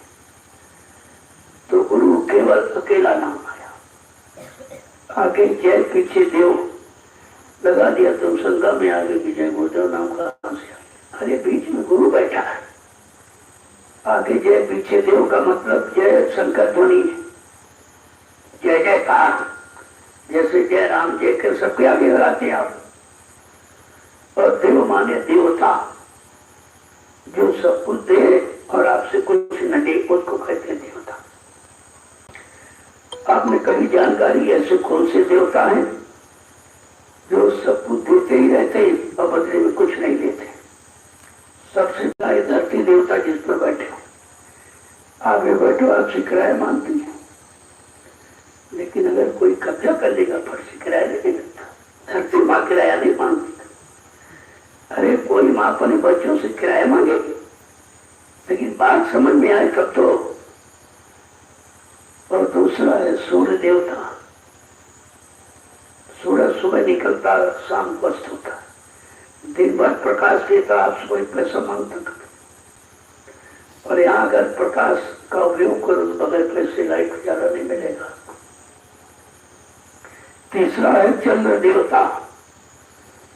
चंद्रमा पूरी रात आपको प्रकाश, ठंडक, ऑक्सीजन सब चीजें देता और आपसे पैसा नहीं मांगता। और ऑक्सीजन हम सब जीवों की जीवन शक्ति है। अगर ऑक्सीजन के आप जिंदा नहीं रह सकते, पूरी रात ऑक्सीजन प्रदान करता है। देखो कितना बड़ा देवता जो तुम्हारे जीवन की संभाल पूरी रात और जीवन की खुराक पूरी रात बांट रहा है बिना पैसे के। और चौथा है वायु देवता, हवा। कितनी अच्छी ठंडक देते, ये प्रसाद से नहीं मानते। और अगर सरकार की बनाई कूलर, पंखा, एसी का प्रयोग को तुरंत प्रसाद। समझो पहले देवता ये मिट्टी, पत्थर, कागज, कैलेंडर नहीं दे सकता। देने वाला देवता, ये कोई देने वाला है। और तुम्हारे देवता सब लेवता है, देता कोई नहीं। बतासे पेड़े तुम ले जाते हो, चंदन बंदन तुम ले जाते हो, फोटो तुम खरीदते हो, मकान मंदिर तुम बनाते हो। ये देवता है कि लेवता है? बात देवता की हो रही है। तुमने आज तक देवता ही नहीं सोचा, देवता किसे कहते। और पांचवा है जल देवता। कितनी मूसलाधार बारिश एक के साथ से नहीं होती। और यहाँ अगर किसी ने पानी की व्यवस्था बना ली है, बगैर पैसे आपको पानी मिले। अब तो कलयुग में 20 रुपए किलो पानी नहीं के पहले। जिस धरती पर गंगा, जमुना, इतनी नदियां जिसकी गिनती नहीं है, इतना जल है जिसकी कोई सीमा नहीं है, उस भारत भूमि पर पानी बिक रहा है। देवता बेचा जा रहा है, जल देवता। ऋषि मुनियों ने एक इशारा किया था, आगे कलयुग आ रहा, जब दूध, दूध और पानी ये बिकने लगे तो समझ लेना कंगाली आ जाएगी। अब तीनों बिक रहे, भूत भी बिक रहा, दहेज के बगैर शादी नहीं, बिक्री है, बेटा बेच रहे हैं आप। और दूध की बिक्री, बगैर दूध कोई दूध नहीं खाता, दूध कोई खाता नहीं, सब बेचते हैं। दूध, पोत और पानी भी बिक्री लगा, 20 रुपए, 25 रुपए, 30 रुपए किलो। अगर आप जहाज से जाओ तो 200 ग्राम पानी 60 रुपए का, यानी दूध से महंगा, घी से महंगा। पहले समय देखिए कहां से कहां जा रहा। यहां से शोर मचा रहे, विकास हो रहा, विकास हो रहा, विकास। भाई कौन सा विकास किस कोने में कर रहे हो? सारा हिंदुस्तान तबाही में खड़ा है, रोने में, चिल्लाने में खड़ा है, परेशानी में, तो कैसे विकास हो रहा? तो क्या परेशानी का विकास, महंगाई का विकास, टैक्सों का विकास, लूटपाट का, झूठ कपट, बेईमानी का विकास तो जरूर दिखाई दे रहा, लेकिन सत्यता, न्याय और सुकून, शांति का विकास कहीं नहीं दिखाई दे रहा। और आपको भी मानव बुद्धि समझना चाहिए, ये परमात्मा ने परीक्षण का यंत्र दिया बुद्धि कि अच्छे बुरे की पहचान, पाप पुण्य की पहचान, शुभ अशुभ की पहचान, सत्य झूठ की पहचान, असल नकल की पहचान के लिए दिया है। अब तुम बुद्धि 5 साल के लिए बेच देते हो, जिसको मतदान के मत माने बुद्धि होता, मत माने विचार, बुद्धि से विचार होता है। जब बुद्धि आपने नेताओं के हाथ 5 साल के लिए भेज दिया तो 5 साल तो बुद्धि का प्रयोग नहीं कर सकते। चाहे न्याय करें, चाहे अन्याय करें, चाहे लूटपाट करें, कुछ भी करें, आपको कहने का अधिकार नहीं है। जबकि प्रजातंत्र का सच्चा कानून जिसको आप बनाते हो, अगर वो तुम्हारे अनुसार कार्य नहीं करता है तो 24 घंटे में कान पकड़ के गद्दी से नीचे उतारने का अधिकार होना चाहिए। ये है प्रजातंत्र। तो इन सबको सबक हो जाए, सब पूरा का कोई नहीं करेगा। उनको तो मालूम हम चाहे कुछ करें, 5 साल तो मेरा कोई बाल बांका कर ही नहीं सकता। 5 साल में इतना लूट लेंगे तो जिंदगी में बैठ के खाएंगे, नाती पोते तक खाएंगे। जहां प्रवृत्ति ये लूटपाट की है और सेवा भाव, जबकि राजा अपनी प्रजा को पुत्रवत समझता है। भगवान राम ने भी इसी भारत भूमि पर राजनीति की है, वो भी राजा बने, लेकिन उनके राज का इतिहास क्या कह रहा है कि भौतिक तापा, दैविक भौतिक तापा, राम राजनिक काहू व्यापा। प्राप्ति प्रकोप दैविक है, कोई भौतिक साधनों का अभाव, सुख न मिले, शांति न मिले। कहा अगर ये सब किसी तरह का दुख राम के राज्य में नहीं था, इसी भारत भूमि पर आज नेताओं के राज्य में कोई सुख नहीं है। उधर दुख नहीं था, इधर सुख नहीं, सब दुख है दुख, एकदम उल्टा हो गया। राम राज कृष्ण नाम और कृष्ण राज्य में कहा कि दूध की नदियां बहती थी। ये दूध की नदियां तो नहीं, लेकिन शराब की नदी जरूर बह रही है। ये इन्होंने विकास किया है। ये खान पान का विकास देखिए आप, और बुद्धि का विकास देखिए। कम से कम सोचना चाहिए कि हमारा इतिहास क्या कह रहा है। जिनकी आज घर घर पूजा हो रही है, आप उनको भी बदनाम कर, उनकी भी आप भूल गए उन्होंने क्या किया। कम से कम वैसा न करो तो बिगाड़ी मत करो। लेकिन धार्मिक धरा, ये भारत रामकृष्ण की भूमि आज बिल्कुल बदनाम हो चुका। और श्री राम का नारा लगाते होते काम क्या करते हैं? श्री राम की इनको पहचान है, ये श्री राम का काम करेंगे तो इनका सब मौज मस्ती सब खत्म हो जाएगी। सब उल्टा, केवल नाम काम कुछ नहीं। और तुम पढ़े लिखे होकर 70 साल में तुमको समझ ही नहीं पाए। अरे एक बार आदमी झूठ बोले, 2 बार 3 बार, 70 साल से झूठ बोल रहे, वादा खिलाफी कर रहे हैं, तुम्हारी समझ में आएगा कब? एक बार आपको इसलिए मौका दिया गया था जब लोगों ने शिकायत की बाबा जी से कि लोग वोट ले लेते, इसके बाद 5 साल जाके नहीं आते, सुनते ही नहीं है। वहां तो कहा अरे भाई, जब तुम जान गए हो, अगर ये तुम्हारी नहीं सुनते तो इनकी क्यों सुनते हो? क्या भगवान ने तुमको बुद्धि नहीं दी? एक बार तुम संकल्प ले लो कि मुझे मतदान करना ही नहीं। कहां से बना जाएंगे, कहां से सरकार बन जाए, कहां से बन जाएंगे? लेकिन भारत की जनता दलालों के बीच फंसी। कोई दलाल आ गया, उधर से पैसा लेता वो, और आ गया गाँव में, नहीं इनको देना, उनको देना, उनको कहते रे भाई तो खर्चा भी मारा है बहुत मिलने वाला। अरे तुम जिनके कहने से वोट दे रहे हो वो थोड़ी प्रधानमंत्री बनेगा, ना कोई मंत्री बनेगा, ना सांसद विधायक बनेगा, तो तुम्हारा इससे काम कहाँ होने वाला? तो तुमको अपना मतदान देने का भी अधिकार नहीं। मत माने इच्छा, दान इच्छा से दिया जाता, स्वेच्छा से, किसी के कहने से दबाव में दान नहीं दिया जाता। और तुम मतदान कहाँ देते हो? अभी तक यही नहीं समझ पाए हो। तो बात समझ में जब तक नहीं आएगी, परेशानी जाने वाली नहीं है। और समझाने का नाम है सत्संग। ये सत्संग सब तरफ का, लौकिक, पारलौकिक, भौतिक, आध्यात्मिक, नूरानी, जिस्मानी, अंतर्मुखी, बहिर्मुखी, दोनों तरफ का इशारा करता है, दोनों तरफ का संदेश, दोनों तरफ के रास्ते बताता है।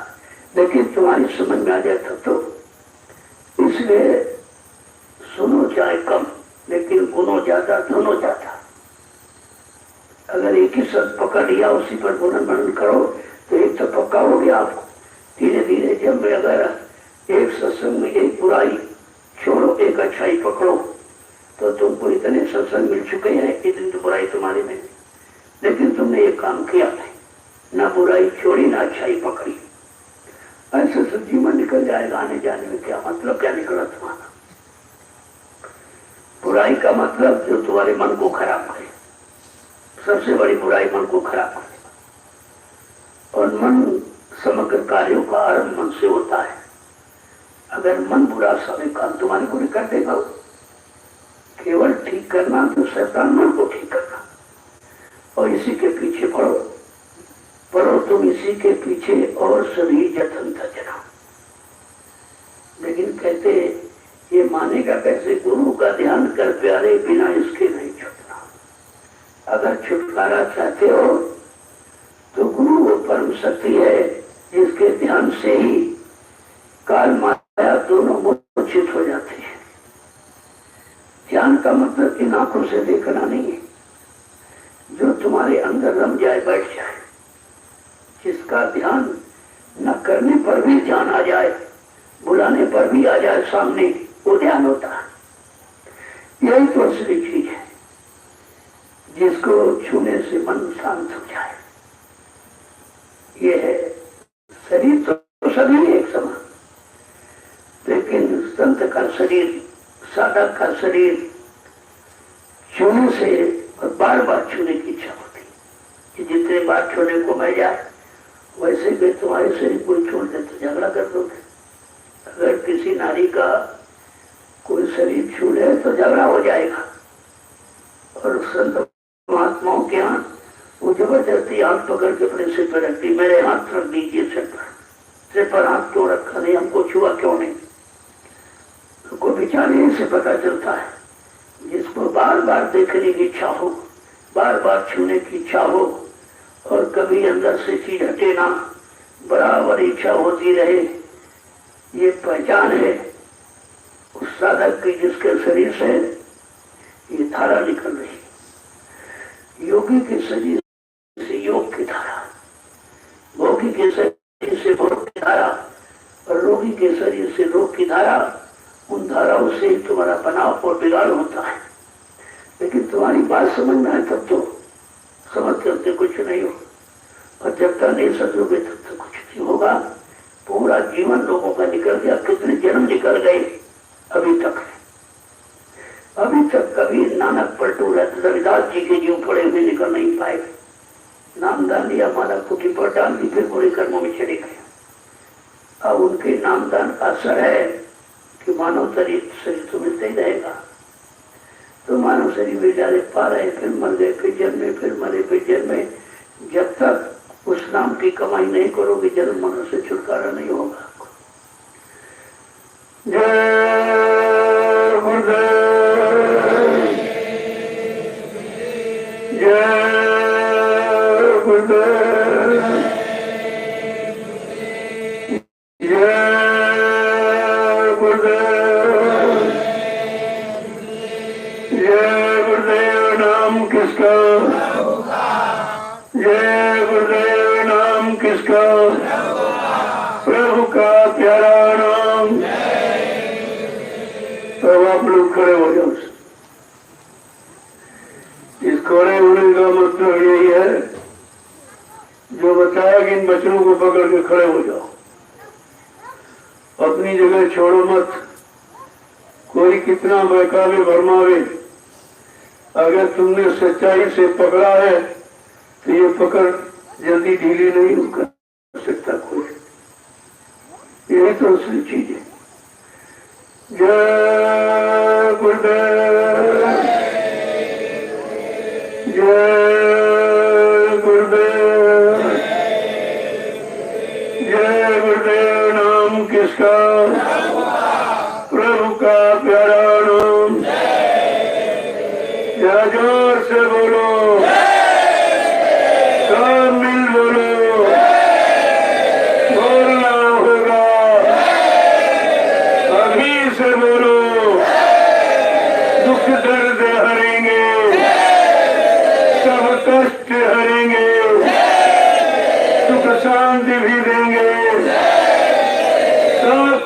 विधाता, सबके मालिक, प्रेम से बोलो, ये नाम नहीं इंसान का, ये काम नहीं इंसान का।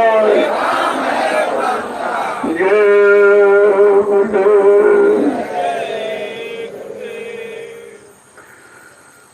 देखो, दिवाली का पर्व, वैसे दिवाली यहाँ की नहीं है। संत दिवाली करत हो सत्य लोक माने। असली दिवाली माने खुशहाली, दिवाली माने प्रकाश का एक भारी जमघट। जब जीवात्मा अपने प्रकाश में चेतन देश को जाएगी, वहां प्रकाश ही प्रकाश है। ऐसा प्रकाश यहाँ कहीं नहीं, किसी लोक में नहीं है। तब सच्ची दिवाली होगी। ये तो समझाने के लिए एक तरीका रखा गया। जैसे एक दिन एक चिराग जलाते रोज, और दिवाली वाले दिन हजारों चिराग जलाते, क्या मतलब हुआ उसका? अरे जब एक चिराग से रोज काम चल रहा तो आज 1000 चिराग क्यों जलाए? ये उसी प्रकाश की महिमा बताने के लिए। जैसे हजारों चिराग जला दो उजाला पड़ जाता है, ऐसे जीवात्मा तेरा देश प्रकाश में है। चेतन देश परम प्रकाश रूप दिन राती, ना चाहिए घर दिया और बातें। इस तरह प्रकाश के लिए चिराग और बत्ती और घी तेल डालने की जरूरत नहीं है। जीवात्मा तेरा देश प्रकाशमय है और अखंड प्रकाश है। न कभी कम होता, न घटता, न बढ़ता, न खत्म होता, अनवरत एक समान रहता है। और जब तू अपने चेतन प्रकाश में घर में पहुंच जाएगी, असली दिवाली ठीक हो जाएगी। यह समझाने के लिए हम सब प्रमाण रखे गए, और लोग समझे तो नहीं, उसी में फंस गए। समझने की बात समझ लो, निकल आओ, तब तो समझा आपने। लेकिन समझा कुछ नहीं, और नकल में फंस के बेचारे। और रोज करते करते त्रेता युग का ये त्योहार,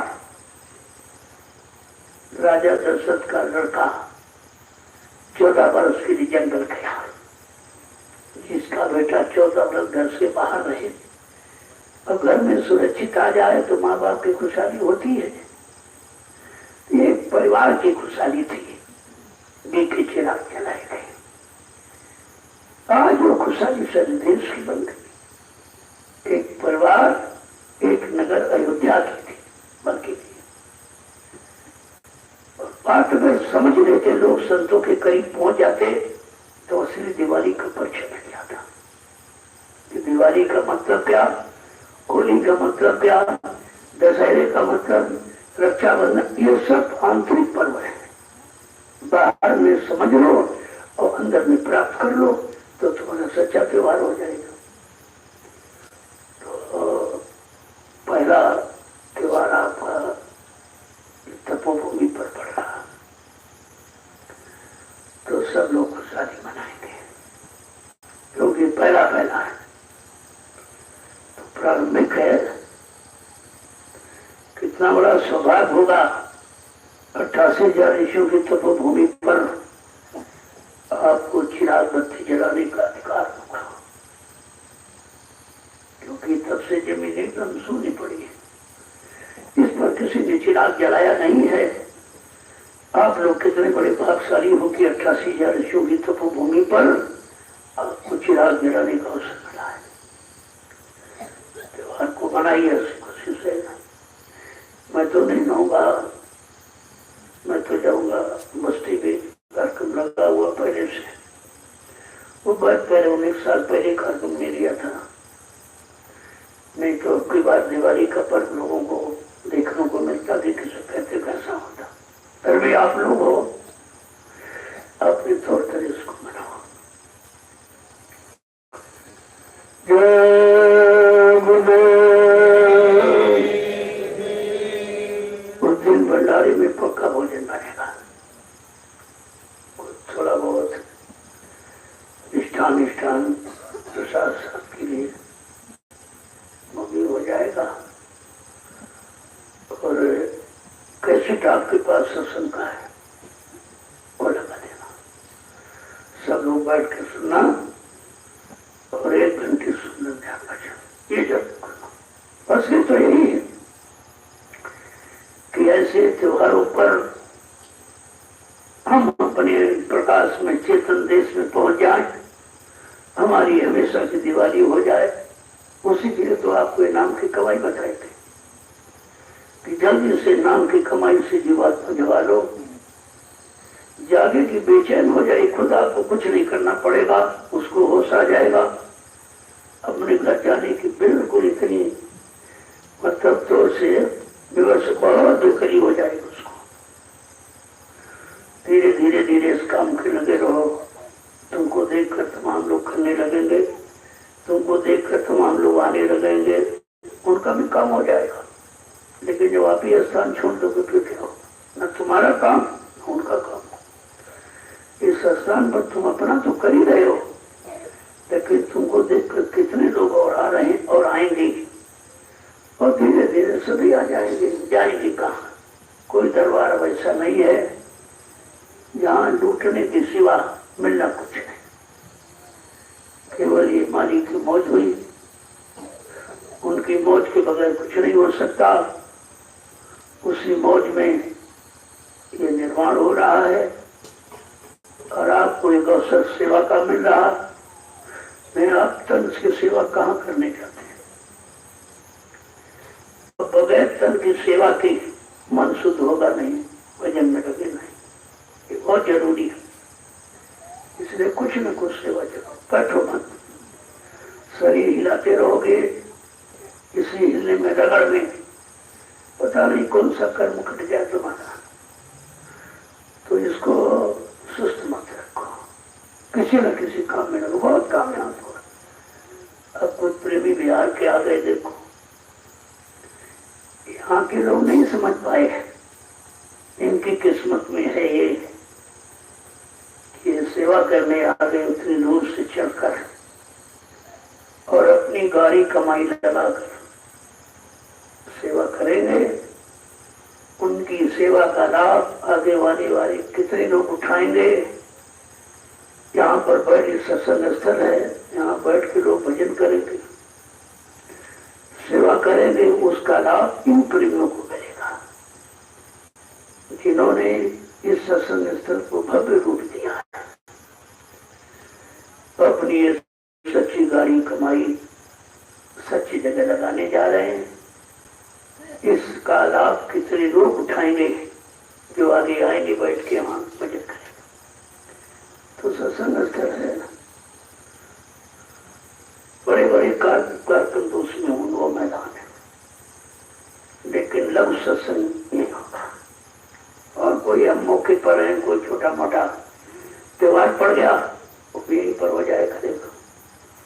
वैसे ज्यादातर समय मैं यही बताऊंगा जब तक यहाँ का संकल्प पूरा नहीं हो जाएगा।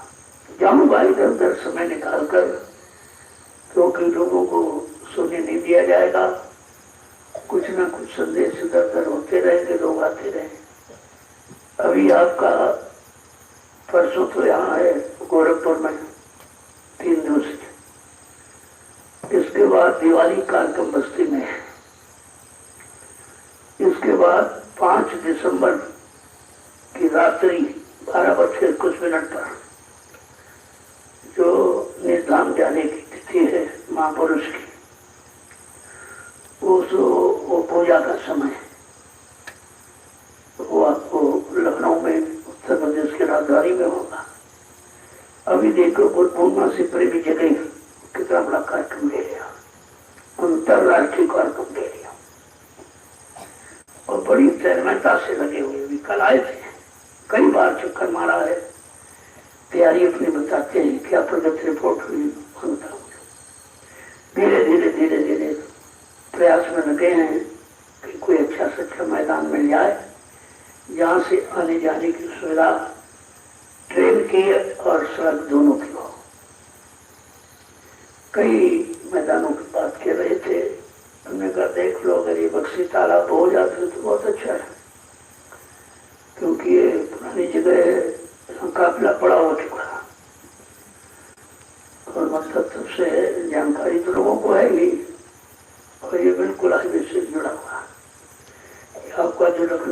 मिर्जापुर होता हुआ दिल्ली हाईवे जा रहा है इसी तरह।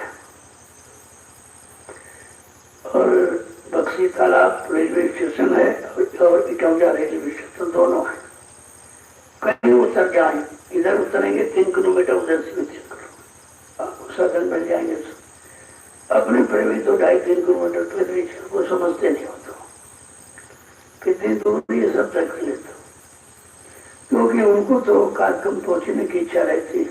ये थोड़ी हमें सवारी मिली कि नहीं मिली, अच्छी मिली खराब मिली, कुछ नहीं, एक बार पहुंच जाएंगे वह सब चीजें खत्म हो जाएगी। ये कार्यक्रम और होली का बलरामपुर में, होली बलरामपुर में, और मुक्ति दिवस चंदौली जिले में बनारस के पास। ये कार्यक्रम पहले से लगे बड़े बड़े कार्यक्रम हैं। इसके बाद अभी मैंने कोई कार्यक्रम लिया नहीं है और शायद देने की इच्छा भी नहीं है, क्योंकि जब तक यहाँ का काम पूरा नहीं हो जाएगा तब तक इधर उधर जाना संभव नहीं है। ज्यादा समय यहीं पर देंगे, क्योंकि काम यही होना है, यहीं से होना है, दोनों बातें। जब यहाँ का होगा तभी तो यहाँ से सबका हो जाएगा।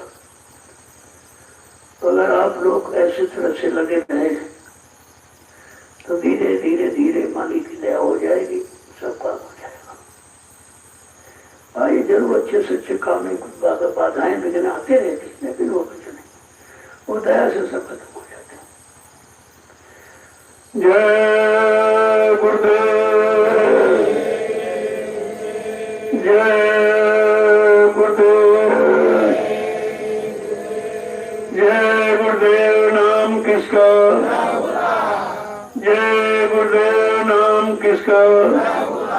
प्रभु का प्यारा नाम। सतयुग को लाएंगे,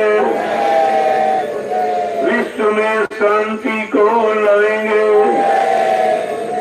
जन जन में प्रेम को लाएंगे। स्वामी जी का कहना है, क्या खाने से हुए खराब, क्या खाने से होगी भलाई, अब कुछ होने वाला है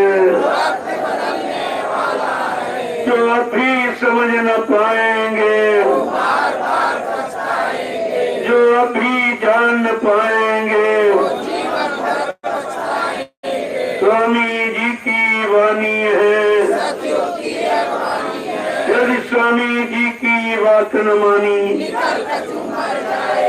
यदि स्वामी जी की बात न मानी। जय गुरुदेव। देखो बिहार के प्रेमी इस समय आगे हो गए, कुछ रीगा सीतामढ़ी की संगत भी काम कर रही है प्लास्टर का, और कुछ लखीसराय से प्रेमी आ गए, से मालूम दे रहा कि बिहार आगे जा रहा, बाकी सब पीछे। को देखिए होती कि इनके पास काम नहीं, अरे इनके यहाँ तो दाने पैदा दूसरी फसलें नहीं होती, कितनी जल्दी वहां से, क्योंकि इनका निशाना आश्रम, ये आश्रम बाद में गृहस्थाश्रम दोनों देखते हैं। अभी आए थे ये दो लोग, ये बाउंड्री बना के गए और तुरंत वहां जाकर के संगत ने अपना मेल मिलाप किया, संगत को बताया तो संगत में भाव पैदा हुआ कि नहीं नहीं भाई, हम सबका कुछ न कुछ लगना चाहिए और ये सेवा तुम्हारी रजिस्टर में लिखी जाएगी, क्योंकि समय में पता चलेगा किन लोगों ने क्या सेवा किया। तो तुम्हारी ये सेवा रजिस्टर में अंकित हो जाएगी और अच्छा से अच्छा जो कर सकते करो। घर तुम्हारा है, ये किसी का नहीं है, आपका घर, आपके पैसे से, गाड़ी कमाई से निर्माण हुआ है और अभी आप गाड़ी कमाई लगाने जा रहे हैं, तो ये आपका, किसी का नहीं। और अपना घर सबको सजाना चाहिए। और दिवाली में वैसे भी आप अपना घर की लिपाई पोताई सजावट करते हो, और ये ऐसा घर है जिस घर से उस घर की तैयारी हो रही है, तो इसको जितना सजा सको, मैं मना नहीं करता, जैसा करना चाहो करो, लेकिन ये घर उस घर की तैयारी करा देगा और तुम्हारा वो घर केवल घर ही में बांध के रख देगा, निकलने भी नहीं देगा। तो बड़ा अंतर है इस कर्म करने। तो सेवा के लिए किसी को मना नहीं है, कर सकते हो, करना चाहो तो कर लो। न करने वाले देखो बिहार से आ गए, तुम लोग रह गए हो, जबकि ये 5 जिलों को दिया गया। और जिस सीतापुर में हो रहा तो बिल्कुल नहीं सो रहे, कोई कुछ नहीं, 2 4 5 लोग बेचारे रो जाते रह गए, बाकी सब खत्म हो गया। ऐसे मथुरा वाले सो गए, कुछ नहीं मिला। तो ये पास नजदीक का मतलब यही होता है। इनको यही है कि हमारे सीतापुर में आश्रम बन रहा है, तुम्हारे सीतापुर में नहीं बन रहा है, वो 88,000 ऋषियों की तपोभूमि पर बन रहा है। और नैमिष धाम में सतगुरु धाम की स्थापना होने जा रही। पहले बात समझा करो। तो इसलिए जिसको मौका वो कर ले, काम तो हो जाएगा। कभी ये गाय और कोई आ जाएंगे, वो करने लगेंगे, लेकिन तुम तमाशा देखते रह जाओगे, मिलेगा कुछ नहीं। क्योंकि तुम इसी चक्कर में हो, हमारे यहाँ हो रहा, हमारे यहाँ हो रहा। अरे तुम्हारे यहाँ हो रहा, तुम्हारा इसमें क्या है? तुमने इसमें कौन सा सहयोग किया भाई? वो लोग उतनी दूर से आ गए, घर के से परिवार छोड़कर, खेती दफ्तर बंद करके, और तुम घर से नहीं निकल पाए हो। तुम्हारा किराया भाड़ा भी नहीं लगना, बस मोटरसाइकिल उठाई आ गई, खूब दूर है। और ये देखो हजारों रुपए किराया भाड़ा खर्च जा गए। इनके अंदर सेवा भाव। ऐसे सेवकों को अध्यात्म की दौलत हासिल होती है, सबको नहीं होती। तो ये लोग आए हुए, इनको थोड़ा भंडारे वाले इनका विशेष ध्यान रखना। सुबह नाश्ता समय से यहीं पर, दोपहर शाम को भोजन ताजा, 80-80 नहीं देंगे। मैंने परसों तुम्हारी सब्जी पकड़ी थी, और परसों मैं तुम्हारे भंडारे में गया, मैंने सब देखा। तो ये तो सो रहे थे, तुमने कहा झोला उठाइए घर जाइए, क्या रहने की जरूरत नहीं है। सीतापुर का कोई आदमी भंडारे में नहीं रहेगा। तुम लोग अपनी बपौती समझते हो, सब खराब हो जाएगा। बेचारे हमारे पास लेके आए, कहा मैं बहुत दिनों से कहने वाला था, लेकिन कह नहीं रहे था। नहीं बताना चाहिए तुमको। जो प्रेमी सेवा कर रहे हैं, ये राजगीर मिस्त्री है, उधर वो खेती का काम, सबसे पहले भोजन इनको देना। तुम घंटी लगाते हो, जो वहां सो रहे जड़ से बैठ के पहले खा लिया। इनको ये चालाकी दिखाई दे, लेकिन नहीं बाहर लाद रहे, नहीं दिखाई दे रहा। कितने जन्म तो घोड़ा का चरपाल बन करके आना पड़ेगा, देना पड़ेगा। ये रखो प्रेमों का अन्न है, सेवा से अजब होगा ये, बाकी किसी से नहीं होगा।